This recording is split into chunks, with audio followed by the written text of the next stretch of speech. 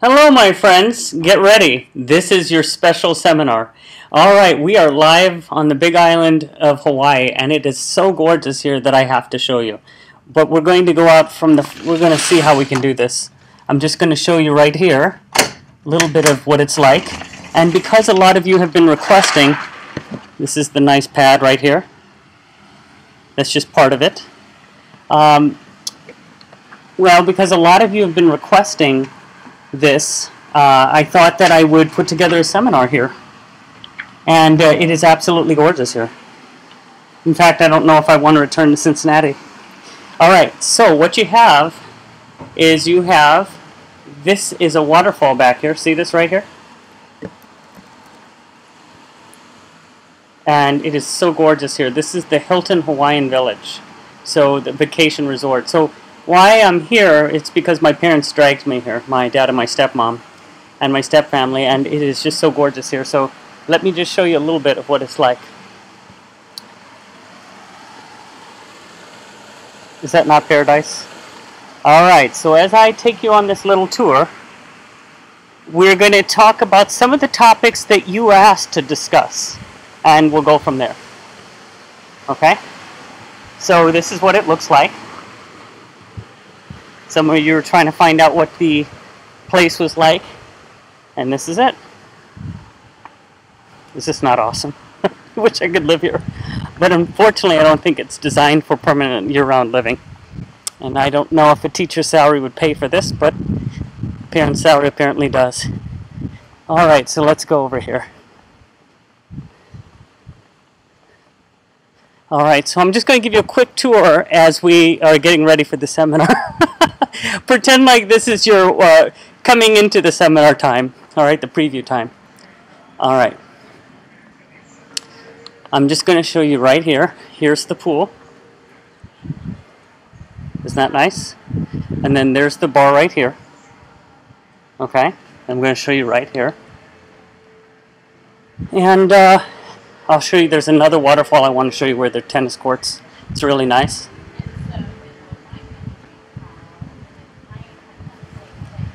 Okay, right here. Let me show you. There's a hot tub with people there, so I'm not going to show you that. Alright. Now this is the incredible part right here.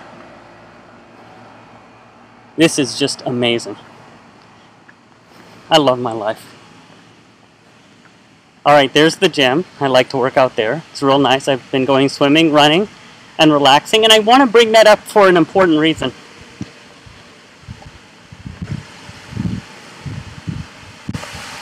Alright, check this out. Is that not awesome? Is that not something straight out of Jurassic Park? Look at this.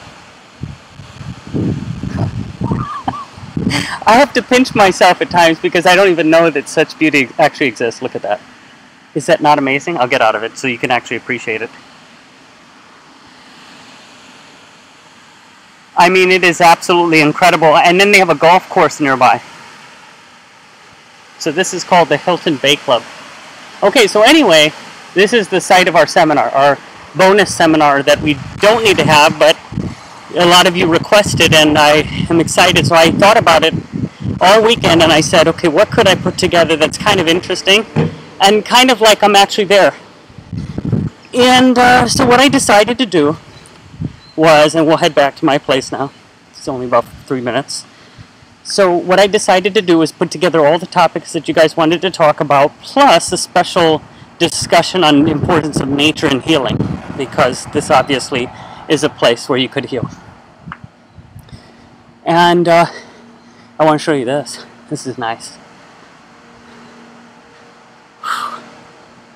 Alright, here we go. Alright, here we go. See, this is nice. This is the tennis courts. These are the tennis courts. You know what? I think I could get some water from here. This is my Hawaiian water. Let me get some water. You don't mind, do you? Thanks. Alright. Alright, perfect. Alright guys, so we're going to get started. And there was a little bit of a tour. And so it's absolutely wonderful, and we're going to be talking about nature therapy. Some of you have been asking about the white light, and I got some interesting stories on that, and reincarnation, and some of those topics, along with some general thoughts on self-talk, because that seems to have come up. Some people have been asking about self-talk, self-image, self-concept, so we're going to talk about all of this stuff today. And I don't know how long this seminar is going to be because it's all going to depend on my battery life of the computer, just teasing. I could plug it into the wall. But here's what this looks like out here. So those of you that do live in Hawaii already, or have vacationed to Hawaii, and if you haven't vacationed, by the way, I really seriously think you need to check it out. So this is something that you might want to actually put on your to-do list or your bucket list. Having lived in Hawaii for 7 months, and having taught out here at a university in Honolulu, that's when I first kind of fell in love with it. Actually, as a kid, we traveled here, not to the Big Island, but to the other islands. We went on a cruise, and my parents really wanted us to see the islands. So let's talk a little bit about it, and nature therapy first, because that's kind of where I want to go with this first. So the thing with nature therapy is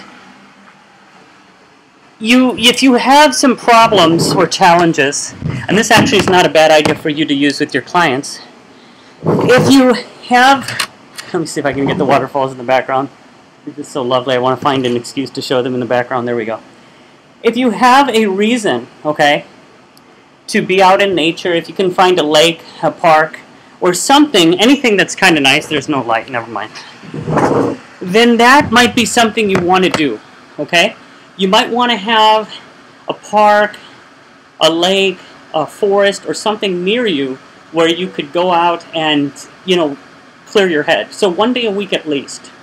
And we've talked about this in the course, about the importance of balancing yourself mentally, emotionally, physically, and spiritually. And sometimes what happens is people get so stuck in a rut that they don't take a break from their ordinary life. And not to say there's anything wrong with doing the day-to-day thing, but stepping outside of it and just forgetting about everything, turning off the phone and just going for a walk around the woods or by the beach. Yesterday it was awesome.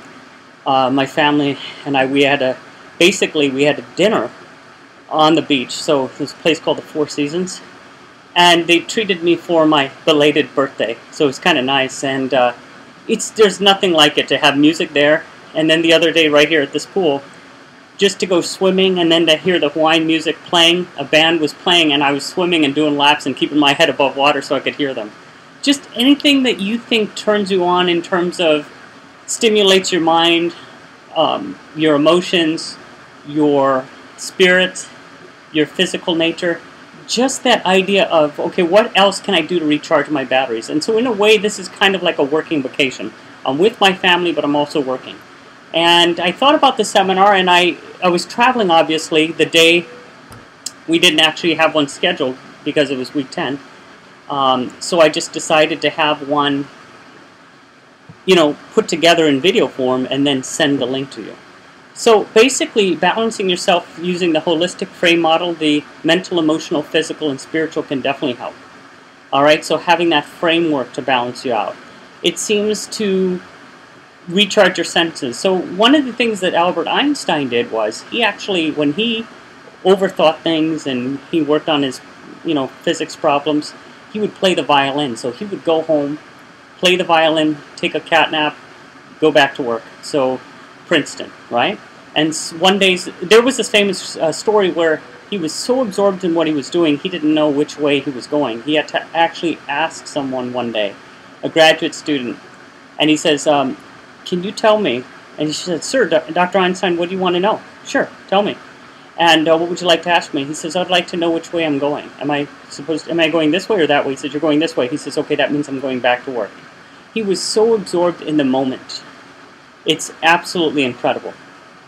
And in any case, I just absolutely think that that is so important to offset it, that even if you're very psychological and, logical in your framework, you should have the emotional, creative parts of yourself. And then there are art therapy, psychodrama, music therapy and other forms, and group therapy even, that allow you to be a little more creative, and transpersonal psychology, and many other things. So the other thing is there's wilderness therapy and nature therapy.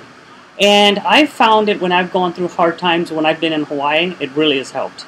There's a healing effect when you go out, you drive through the mountains. Yesterday we visited a remote valley, and there were only 75 people that lived there. 5 live with electricity, and I asked about the internet because I was wondering how would there be any university students attending. And they said, well, 5 people have electricity, and I asked, and they said, yes, they have internet. At least the one person that was taking us on the tour who lived down there said he had internet. And the thing is, if you're happy with your lifestyle, the way that you live your life, it helps. But there's something energizing about the mountains, the beaches, the nature. I mean, look at this. I'll just, again, if you forgot, look at this. How incredible that is. Well, if you don't like Hawaii, or if it doesn't float your boat, then it might be some other thing. Maybe you like deserts or something like that. But I like this, and this is really relaxing. In fact, I love it so much that I said, how can I recreate this when I return home? Because I would love to have something like this at home. And sometimes taking a vacation or spending time with your family gives you, or being out in nature, as we talked about, it gives you a chance to regroup and reframe. So then you can go back into a situation, recharge. It's the same reason when you're studying or you're trying to solve a problem or a challenge, they say to take a step back. And then when you take a step back, you can come back to the situation, and there it is. You have your answer. It'll just pop into your head. And I kind of noticed that too, and I've asked a lot of the people here are free spirits. There's something about the islands that kind of bring you down to a slower pace. Not that there's anything wrong going at a faster pace, but they have this carefree kind of attitude. I've been running into the locals here, and then even transplants, people coming from the mainland. And that's actually what I noticed too when I lived on Oahu, and I was teaching out there, and I had 3 positions. I noticed that I was working a lot. I didn't have a car. I was physically fit there too, and it felt really good. I was connecting with people, and there was a slower pace of life, I felt. But it was a real rich life. I would go to the beach 4 times a week and look out into the mountains, and just, I would say to myself, I'm in heaven. This feels like I'm in some magical garden right here. I mean, how cool is this? Does that not feel awesome? I mean, the funny thing is, although they designed this here, you go outside and this is how a lot of the surrounding areas are anyway. So that's kind of how you know, with the palm trees, the tropical weather, just gorgeous weather, the Pacific breeze, unbelievable. So whatever you feel turns you on in terms of stimulating your spirit, your mind, emotions, it actually will help you to reframe your challenges differently. They actually have, for drug abuse individuals, they actually have something like the Outward Bound. Now, I'm not endorsing it necessarily, but I've heard many good things about that program. We could do horseback riding, mountain climbing, hiking, and what happens is, in a group situation, you have a task mastery kind of component, and you work in a cooperative effort to work on a task. And when you do that, it allows you to feel better and feel like there's a sense of accomplishment and task mastery. So that's basically, the research actually finds that the happiest people are in environments like Wyoming, Utah, they said Hawaii, and I wonder why. And then they said Northern Europe. Now, for different reasons in Northern Europe, not so much the landscape, but because people formed closer bonds because of the daylight being less during the winter months and more people staying in because it was colder. So they created tighter bonds. But in the other cases I was telling you about, in high natural spiritual types of areas, they found that people are happiest. If you look at anywhere like the Smoky Mountains, or Smoky Mountains, sorry, I'm thinking of Skokie, Illinois. You also have, let's see, the Appalachian Mountains, right? You have the Rocky Mountains. Any kind of rock, Sedona, any rock formations, any kind of mountain ranges, those kinds of things, people tend to be happier. Beaches, lava rocks. My family right now is actually checking out volcanoes, and they're actually taking pictures and sending me them. It's pretty cool. But those kinds of things, that adventuresome kind of nature, it allows you to stay grounded, and if you live in harmony with the land, that's where there are a lot of people living off the grid or studying sustainability living. there tends to be, you have fewer challenges in terms of modern issues, so you're grounding yourself in relation to the earth. And so people have done this for centuries, and it's a way of bringing yourself back to your center.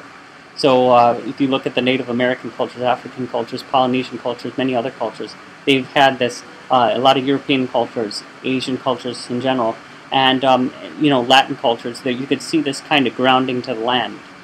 So anyway, beyond this, I wanted to talk about a couple of you had asked about the white light and reincarnation. And funny reason you should ask that this week. I was flying from Cincinnati, and they actually moved me to a later flight because I missed I didn't know that you're supposed to have been there 45 minutes before because the luggage was checked in. So they immediately booked me for the following flight. It wasn't much later. It actually saved me 2.5 hours getting to my connecting flight, and from LA to Kona. What was kind of nice is I saved time, and I was put exactly where I needed to be. And what I mean by that was there were 2 people next to me, and they said that, boy, this is meant to be. And they were on 2 legs of the flight. I went from Cincinnati to Chicago, Chicago to LA, LA to Kona. Now, from Chicago to LA, there were some people next to me. There was a couple, young couple in their 20s that had questions about career. And so then they found out, whoa, he also teaches career development, and he's knowledgeable about this. So they started asking me questions. And it was kind of interesting, and they said, wow, we feel right where we need to be, especially the one guy. But what was more interesting was, from LA to Kona, there was this gal with her 3-year-old on her lap. Now that's important in one moment. That 3-year-old had the spirit of her grandfather. I know, before you think that I'm crazy, what had happened is she said then to me, I'd been trying to answer questions related to reincarnation, and here you show up. And what was interesting is she had researched the World War II pilot case that we talked about in seminar, that I actually had mentioned to her, and she says, yes, I heard something about that just a few days ago. And guess what? Then she told me, when I look at my son, I think of my grandfather a lot. I wonder why. Why do you think that is?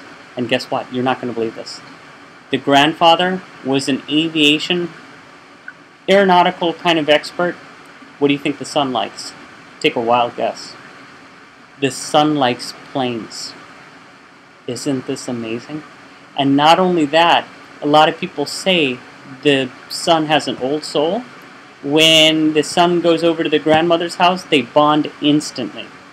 There's a connection as if they pick up and have some banter. I looked at the 3-year-old. I saw him. I couldn't believe that he was 3. This kid was pretty advanced. And there was this recognition that he was a man in a boy's body. It was unbelievable. Like, there was this sense that this is a grown-up. He was actually standing on the chair. And he was responsive and not too much like a kid, a normal baby at 3. So there was this obviously he's a 3-year-old, but this advanced kind of spirit was running through him. And then I told her, I said, well, they were very close, and she asked me, I didn't know if it was my grandfather because he didn't come back right away. Now here's the thing. The grandfather doesn't have to come back right away because he waited in this particular case to come back. We're assuming that it's him. There were several other signs that indicated that it could quite be him. The fact that there's a recognition too with the grandmother, the fact that instantly she sees the son and thinks of her grandfather, and the other thing was she cared a lot about him and was very sad when he went away. So this was a way for the grandfather to come back through the son. And then this helped her to better understand also, and she found some healing. Now this is why reincarnation could be very helpful for that, the understanding of it. When she found, and again, I'm not trying to tell you what to believe, or you can believe whatever you want. However, this was amazing because she was upset that her baby's daddy was not in the picture. Okay? And I don't know what else to call him. You could pick whatever name you want.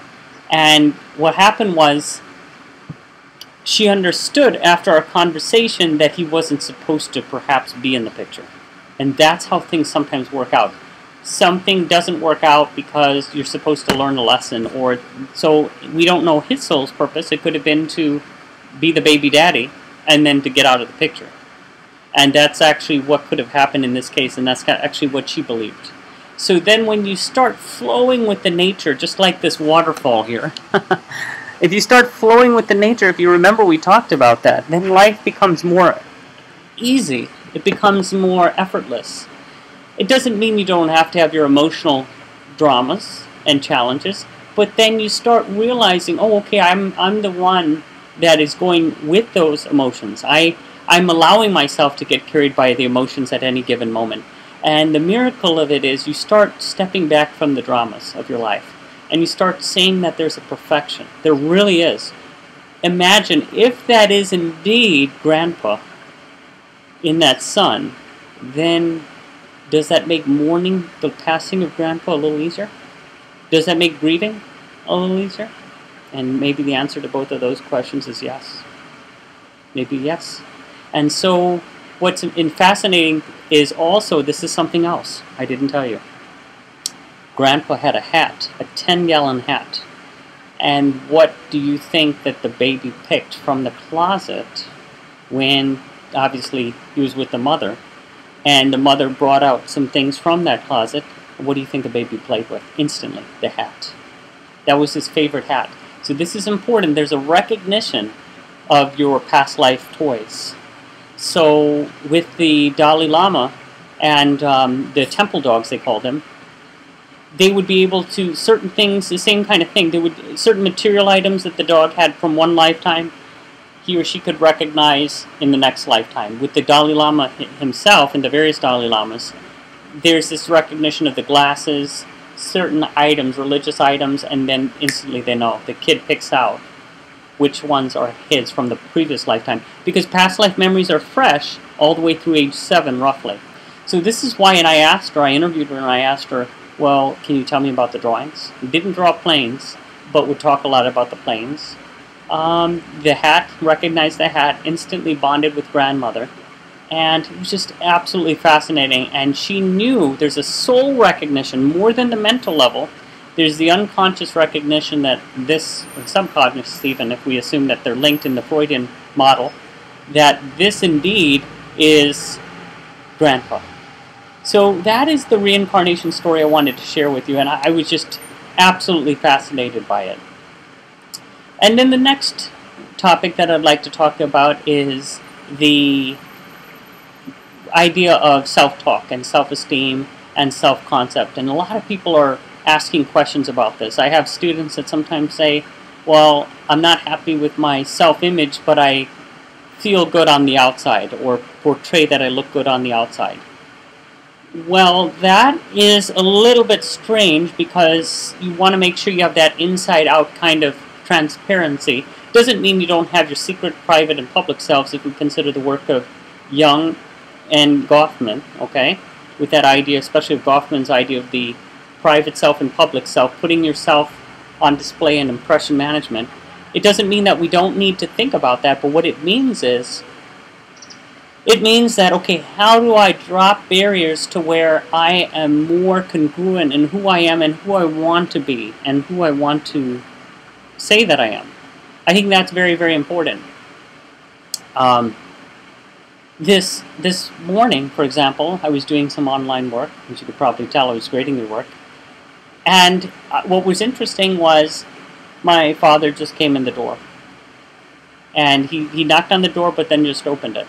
And, you know, it was not a big deal, but I told him, I was actually getting ready, too. I had to just quickly throw on some pants. I had my boxers on. You know, it was not a big deal, but I just said, you know, Dad, I said, you know, if there was somebody else with you, the rest of the family with you, I would have felt a little awkward. And so normally you wouldn't say that to a parent or anybody if you maybe had a little bit of a concern. But I said, Dad, you know, it'd be better. I actually texted him later. I said, it'd be better if you could knock on the door and let me know. I said, you can give me 1 second. I'll be right at the door, instead of just putting your card and coming into the door. It's just learning to say things to people in the moment so you're not stuffing down your thoughts, feelings, and behavior. See, your emotional engine is your self-esteem, how you feel about yourself. And see, how you feel about yourself impacts how you relate to others and feel about them, doesn't it? Because if you don't feel good about yourself, then you may not notice accurately what is going right in the world or in relation to other people, you might discount those things. And so what I think is important is to speak up, to learn to be assertive, to respect the rights of others in small ways, that as you're kind of speaking up during the day. And what happens is you leave things at the scene and you grow in your self-esteem. So you start building your engine, like Martin Seligman talks about, the explanatory style. So you start building that. You start talking to yourself. Remember, you have 50,000 thoughts. 90% are from the day before. 85% are negative of those thoughts. So it's kind of interesting, isn't it? So, of your total thoughts. So what's interesting is if you think half as much and you start talking to yourself in a way that you can kind of, you don't want to make misjudgments about a situation, but comment on the situation and what you like or wouldn't like, and just ask yourself for ask someone if you feel you need clarification about a situation. How did you mean this? You said this. You mind if I ask you how you meant that? Can you explain? So before you jump to conclusions about a situation, try to get it. And it was really interesting in my father's case. He says, well, yeah, we're waiting to go down to volcanoes, and I had some fruits to give you and yogurt, and I wanted to make sure I got them into your fridge. I didn't know what you were doing, if you're sleeping, even though I had said, hang on a second, I'll be right to the, right at the door. And what happens is then you have a communication about it, you have a dialogue, and you have an expectation set for future behavior that you can then say, well, next time something happens, you're not referring to it in some emotionally charged way, but you're saying, you remember we talked about that one other time, and the person says either yes or no, I didn't remember that. You bring it to their attention, well, what we said was this, and we agreed that this was going to be what we were going to do. And what's interesting is then you leave things at the scene, and what I've noticed is life becomes a lot easier to live. And then what's really interesting is you have your thoughts, feelings, and behavior. Remember, self-esteem, I believe, is 33% of your self-concept. So what that means is, if it's 33% of your self-concept, you have your thoughts and you also have your behaviors. So you got thoughts, feelings, and behaviors, and then you have your thoughts and behaviors. So then you start matching your thoughts and your behaviors to a level to where you want to be, and your feelings rise up as well. So it's actually thoughts, feelings, and then behaviors. Your thoughts impact your feelings impact your behavior, like the cognitive behavioral model reminds us. But remember, William James also said in his acting as if model, behavior, feelings, thoughts. So you can act as if. Take it till you make it. But what that also recognizes is if you're willing to take on and embrace a behavior, that behavior can alter your feeling, because you're not busy changing your thoughts to get to that behavior. You're going in reverse, so then you have to prove to yourself, well, I've already done this, so it's no longer true. How many of you have had a situation where somebody mentioned that go ahead and speak up in class?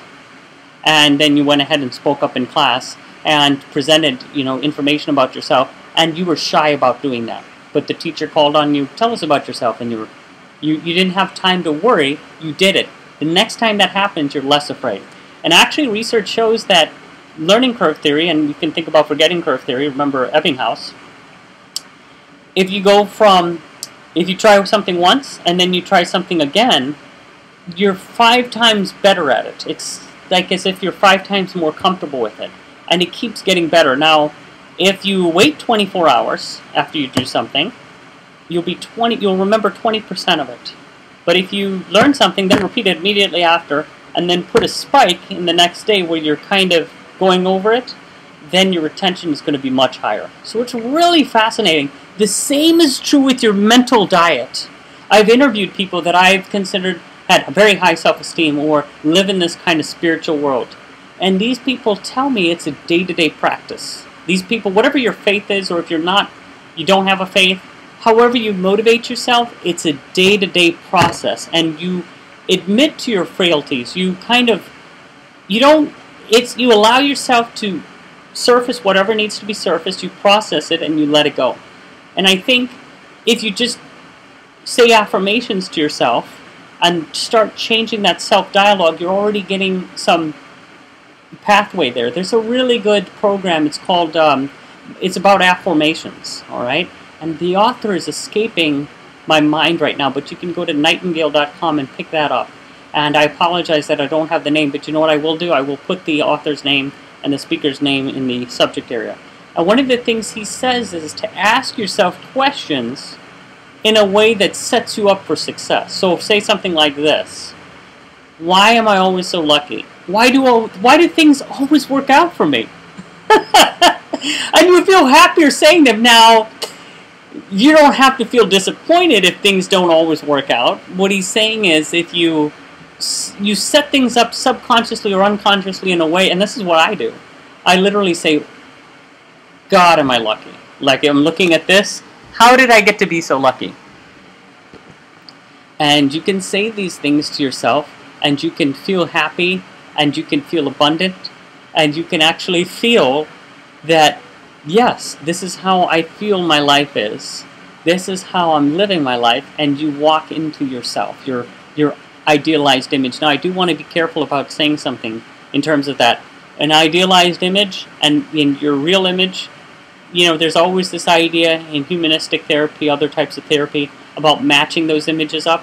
What I do want to say, though, is that your image is what you make of it. So you can build your image. And the social construction theory of reality talks about this. All right, this idea of building your world. So I believe that you can live your idealized image. So you can have your goals. You don't have to worry about not being there. But you can also say to yourself, okay, if you're emotionally off or there's a direction you need to make towards getting to your goal, then go for it. I just find that it doesn't make sense to stress or constantly be anxious about, oh, I'm not hitting this goal or I am hitting this goal. And what I have noticed is you can hit your goals with the team around you, get the right people around you, write down what you need to do, see what people are doing, and put your own spin on it, and then just keep going back at it. Are you willing to try again? And remember, Davis and Palladino's definitions tie into this. Arousal, direction, and persistence are the three components of motivation. You got to be interested, you got to have a direction, and then you got to persist. So persisting is you got to keep going. And remember, I've actually talked about this elsewhere. Sylvester Stallone says you'll never know if you don't try. You got to find out. You just don't know. And see, I've done things in my life that people said I couldn't do, that I was successful at. And I'm sure you've done the same thing. And I've just realized, you know what, I'm not going to bother listening to people, especially if they haven't done what they're telling me I shouldn't do or can't do. And if somebody tries to tell you, oh, you're no good at this or no good at that, don't listen to them. You know, if you have a skill or ability that you want to develop, if you ask for someone's advice, that's one thing, and maybe you can get positive or constructive feedback. Yet, I always find that there's cynics out there, they're pessimists. There are people that are like that, and not everyone's going to be an optimist. They can be, learn to be. What I find is nobody's going to laugh at what you want to do or the life that you want to create, especially if they're doing something similar or they can understand where you're coming from. And there's an author by the name David Schwartz in The Magic of Thinking Big, and he said that a person that is doing what you want to do in the future is not going to laugh. They're going to look at you very closely, and they're going to size you up. I once had someone ask me, at a college where I taught some years ago, he asked me, he said, Sanjay, you know, I love going to the Grand Cayman Islands with my wife, and he says, you know, but those homes out there, boy, one of them, he said that I looked at, they're like $1 million. And I said, do you really want to live out there? And he said, well, yeah, it's the Grand Cayman Islands, I would love to. And he says, you know, I just don't know what to do or how to do it. And what do you think he should do? What do you think, I shouldn't say should do, what do you think he could do? And you thought of it, right? You think about that for a second. Ask somebody who lives in one of those homes. So what you start doing is you start asking people who are living or doing what you want to do. And so I didn't really have this role model for online teaching.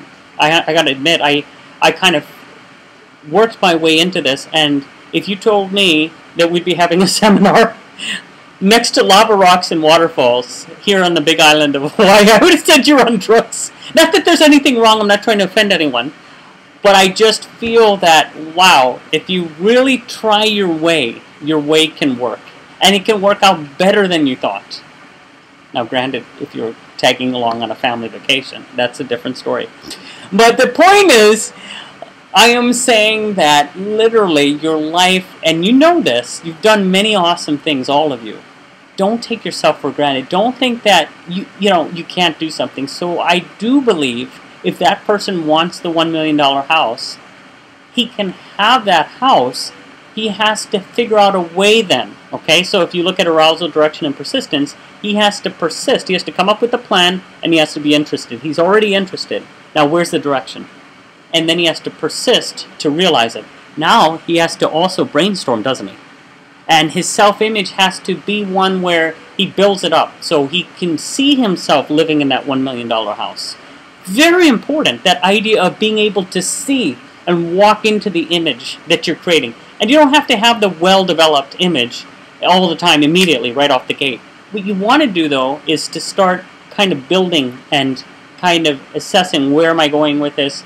Well, I might need to fly again to the Grand Cayman Islands, talk to a real estate agent. So you take action steps, and you might do course feedback. Another thing he could do, and I would recommend, is that he sublets one of the $1 million mansions that maybe is a vacation home for someone that's a snowbird. And so what he can do is pay some money and stay there and get into the mindset of what it's like to live in the home. There are different ways that he could live. He could rent a room in one of them. And so he can start putting himself there. But what I found is nothing is off limits, but the thing is your subconscious and unconscious have to believe it. And this is the same logic where you're going to be a billionaire, you got to be a millionaire first, and then before that you got to work at 100,000, 200,000, or whatever it is.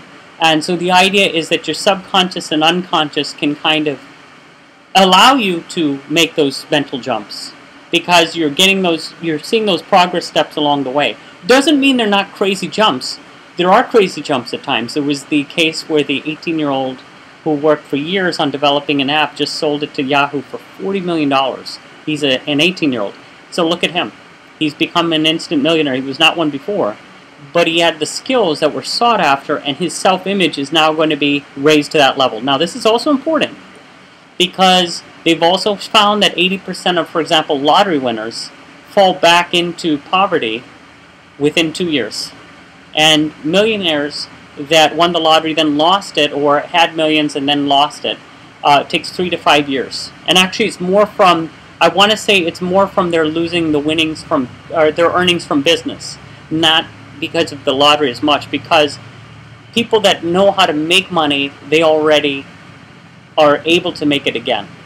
And the only reason I'm bringing the money examples in, or the goal-setting examples in, are just that it does tie into your self-image. It ties into your self-concept, your thoughts, feelings, and behavior. What do you deserve in your life? What can you have in your life? And what I find is that really, I don't even want to use the word almost. Really, anything is possible. It's just amazing to think about. It's just, if you think about it, that your life, you can create your life the way that you want it. It's a choice. It's an awesome gift to be alive, to be able to use your psychological skills to help someone else. And you're going to find ways that you actually won't know how you impact people, and in some cases, and in other cases, you are going to know the ways. What's interesting is that every day you can get up and you have that awesome responsibility in your line of work, whatever field you're going into, subfield you're going into, and you know that you can make a difference in the life of someone else. And also, you are creating your life and building your thoughts, feelings, and behavior, building your self-concept, and building your self-image.